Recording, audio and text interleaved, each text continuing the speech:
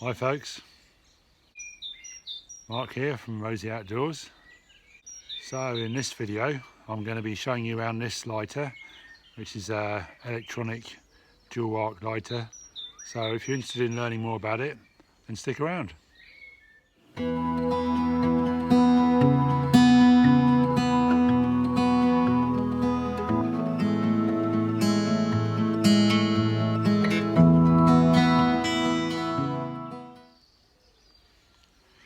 So this is it's a USB chargeable lighter, so it's there's no fuel or anything in this. It's literally all done electronically, all done with a battery, so there's a rechargeable battery in there. This one is orange, as you can see. It does come in two other colours that I'm aware of, which is there's a red colour and there's a camouflage colour. I must admit the camo one does look nice, and I'm sure a lot of people who are watching this will probably be attracted to it. But my thinking was that if you're out in the woods with this, as you are likely to be, then obviously if you drop it on the ground, then you'll be able to see this from a long way off because of the colour. But if it's that lovely camouflage colour, you'll just never find it again. So that's why I went for the orange. They're all the same price, so yeah, pays your money, takes your choice, really, it's up to you. So just on the USB thing, it's just one of those micro USB, so it's got it comes with a short lead that you just plug in one end into a normal USB socket and the other end goes into the lighter. And yeah, so the little light comes on, little blue light comes on when it's charging, and away you go. I've found, I don't know, I should have looked it up really, but it seems to last for quite a long while. I've had this one for quite a while, and I've very rarely had to recharge it. So yeah, it's pretty good actually. I must admit, on the USB side of things, you get a lot of stuff now for outdoors that's USB chargeable. A lot of the lights, torches, and headlamps and headlights and all this sort of thing are USB chargeable. And I've always been a bit, I like the idea of having a battery and a spare battery, so you can, if it runs out, you can change the battery. But in reality, I think that's probably a bit.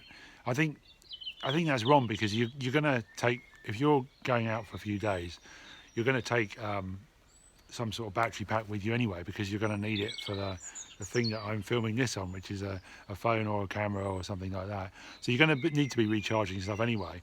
So you're going to want to get a decent charging pack anyway. So to charge this up as well, it's just another one of the things you'll be charging up. So I think the USB thing doesn't bother me, and as I say, it lasts for so long, I don't think that's a problem. I mean, the other thing to say there, of course, is that you don't have all the messy fuel business to worry about, because if you've got a Zippo, which, I mean, they're great things, aren't they? We all love them, but they're smelly, and it's just fuel goes everywhere. So they're not so great really. They're good fun as a concept, but practically I'm not so sure really. So the other thing on this is it in the box that it comes with. It comes with a very nice posh box, and it also comes with like a lanyard. So you can see there's like a loop, a hole there, and it comes with a little lanyard, so you can actually hang it around your neck. It's not a very good lanyard. I mean, I've actually lost mine, which is why I'm not showing it to you now. But it's not a very good lanyard, really. I mean, if you wanted that, I'd just make my own out of some paracord or something. I'm not so keen on having stuff hanging around my neck when I'm fiddling about in the woods with knives and stuff. So I wouldn't do that anyway. But it does come with that as included. Sorry, there's flies everywhere. What's these flies? So quick run through of how it works. So it's got a little clip here, which is just sealing it all up, I guess. Take that off, and there's a button there. Ping it open like a normal lighter, I guess. So you can see in here, this is they call it a dual arc. So these black bits here are electrodes, I guess, and there's a button on the side. So when I press that button, I guess you can see that. I don't know if you can hear it. Makes a lovely noise. But basically, there's a little. It's like an X actually. It's like they go from one to there and one to there, so it's like an X going across, and that's where the ignition bit of it works. And it is just like basically it's a little controlled spark that goes across. So that's how it works.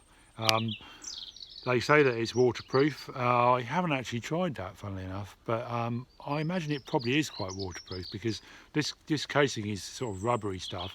As I say, that seal there is a tight seal. So I imagine it's at least showerproof. I'm not sure whether, if you left it under the water for a long time, whether it would actually survive that. I mean, as you saw earlier on in the video, the actual charging bit where the electronics goes in is inside of the cover. So it's inside of the dry bit. It's not like on the bottom or something. So you wouldn't necessarily get water in there. So it probably is fairly waterproof, I think. Okay, without further ado, let's have a go on lighting some stuff with it. Right, first up, let's try paper.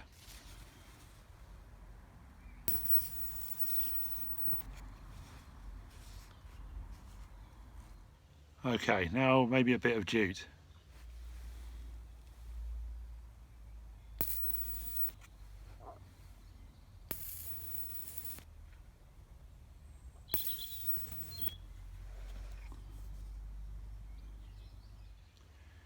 How about some cardboard?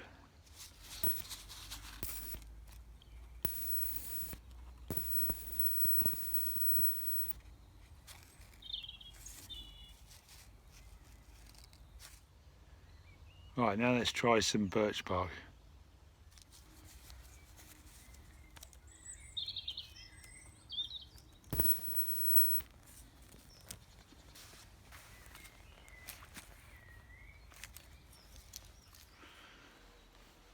Okay, they all went pretty well, didn't they? I mean, I suppose what I didn't try there was something like cotton wool buds, because obviously a lot of people use those to light the fires. But you could see that it would have lit fine.